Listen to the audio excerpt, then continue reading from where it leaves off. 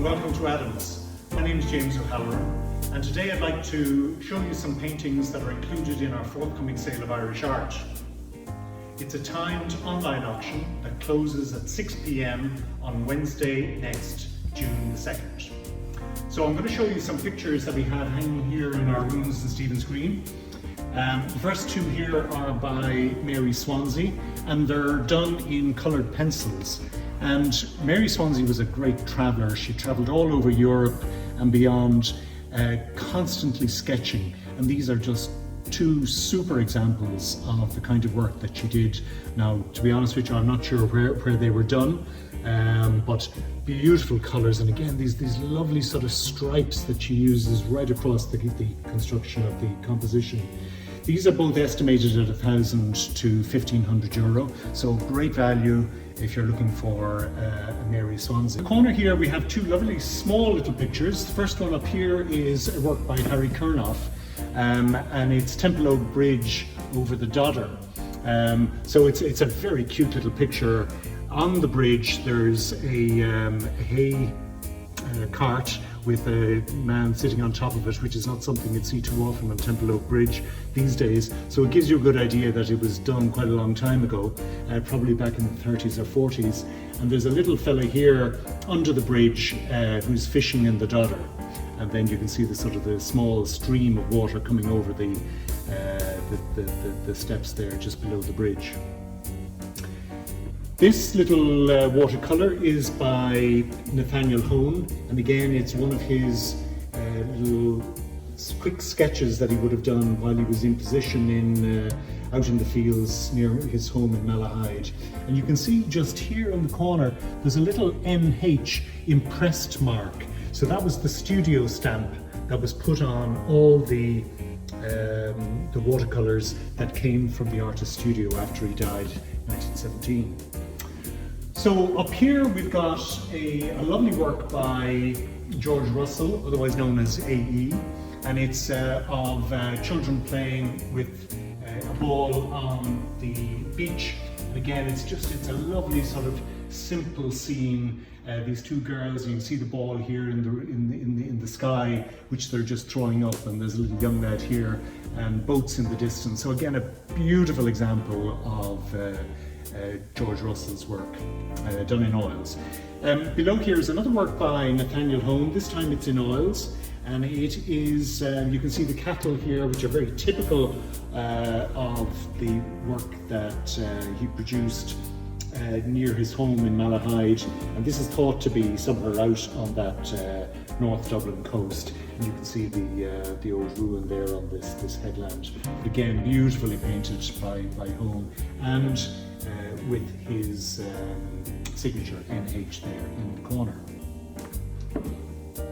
Now this is an absolutely exquisite early work by Butler Yates. It's entitled In the Dublin Waxworks. It's also known as At the Waxworks. So this was painted in 1912, and it is a scene which depicts Marcus Antony, otherwise known as Mark Antony, who was Cleopatra's lover, and it's a wax figure of Mark Antony in a coffin.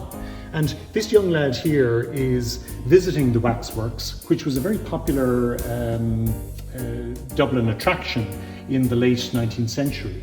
It actually burnt down in the 1916 Rising in 1916, so there's no trace of it. But what he's doing here is he's looking into the coffin, and he sees the figure of Mark Antony.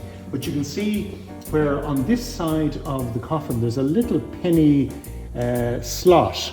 So we think that perhaps when you popped in your penny, that it would activate some sort of mechanical system whereby maybe the figure would move. And of course that would frighten all the children. But the boy is looking at the figure with a great sense of interest and awe. And as I say, painted in 1912. This, up until relatively recently, was in the collection of Gareth Brown at Luggalaw in County Wicklow. So that is estimated at €60,000 to €100,000. back of the picture because there's some interesting labels, and it's always nice to see the back of a picture because very often it tells you as much about the picture as the front of it does. But you can see here that there's a label for the Dawson Gallery in a Dublin Waxworks, and it's also got a Burley who were carriers, and they used to bring pictures back and forth between Dublin and London. But on the back of the panel it says in a Dublin Waxworks, and that's actually Jack Yates's own handwriting, as is this label here. It's a bit distressed for some reason or other, but you can see that he has written in a Dublin Waxworks, and he's also signed it on the back there. And then also on this label it's the Hugh Lane Municipal Gallery of Modern Art, and it was exhibited in an exhibition there quite a number of years ago. So again, it's sort of interesting to see the back. It's all in pretty much original condition.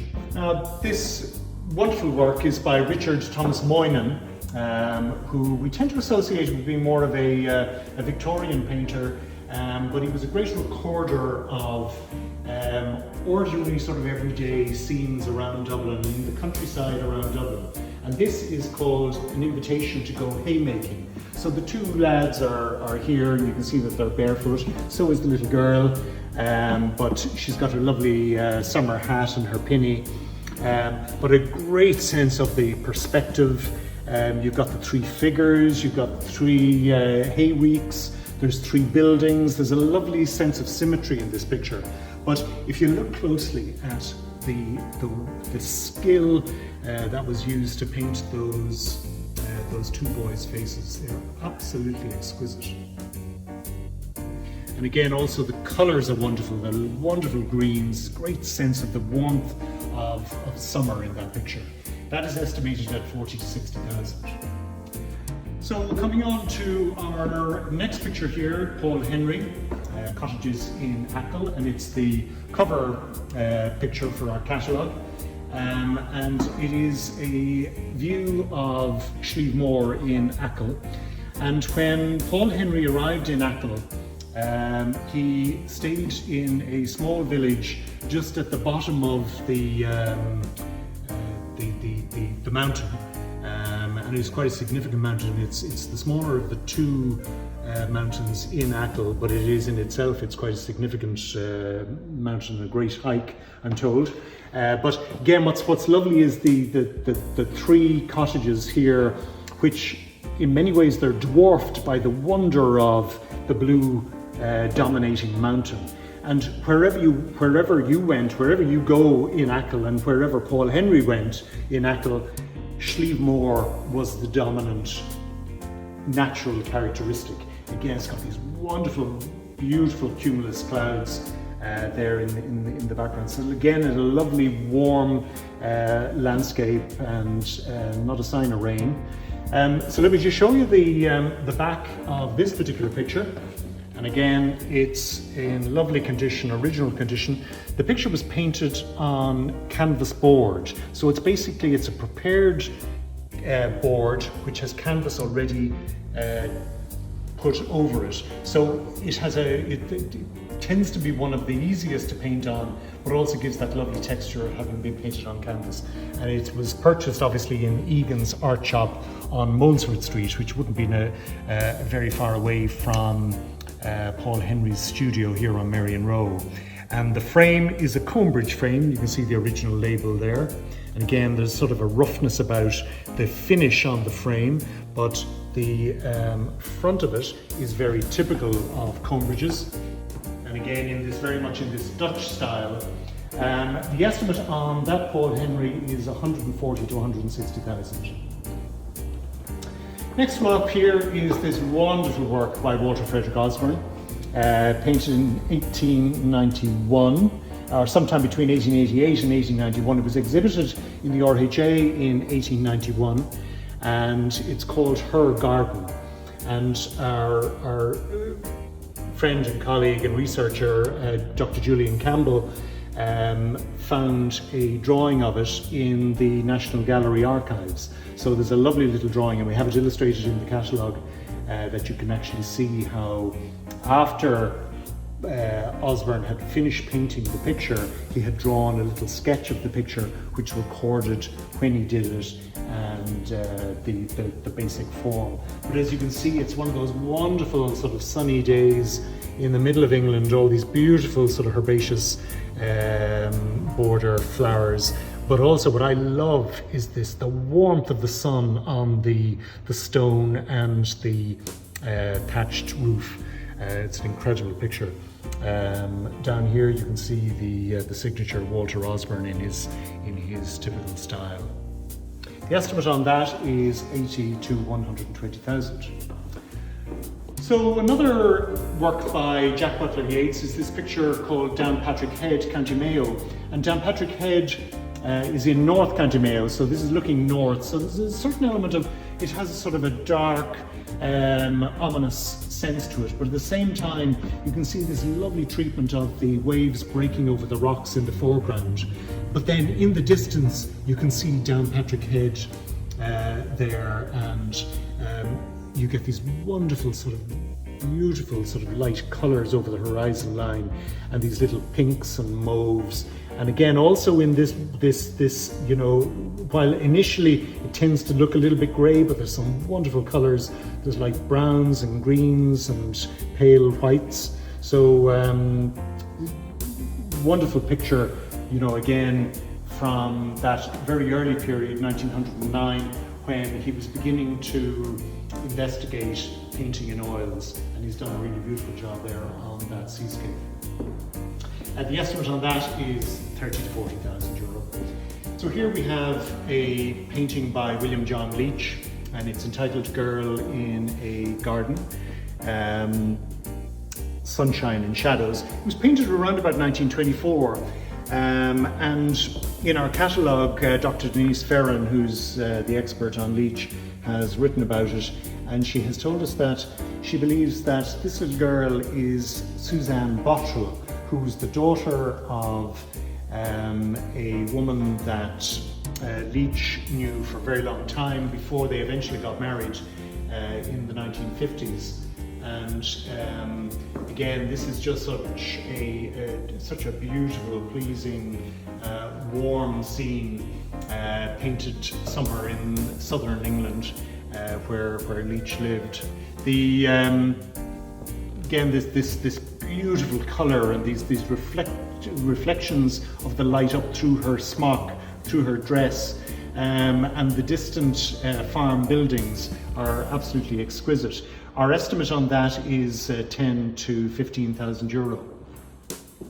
And then finally, for the moment anyway, this is a work by Patrick Hennessy, and it's entitled Evening Cavalcade, or Sunset Cavalcade.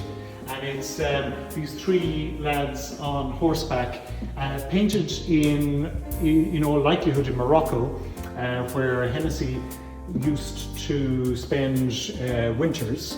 Like so many people who were in a position to do so, it was a nice way to get over the dreary Irish winters.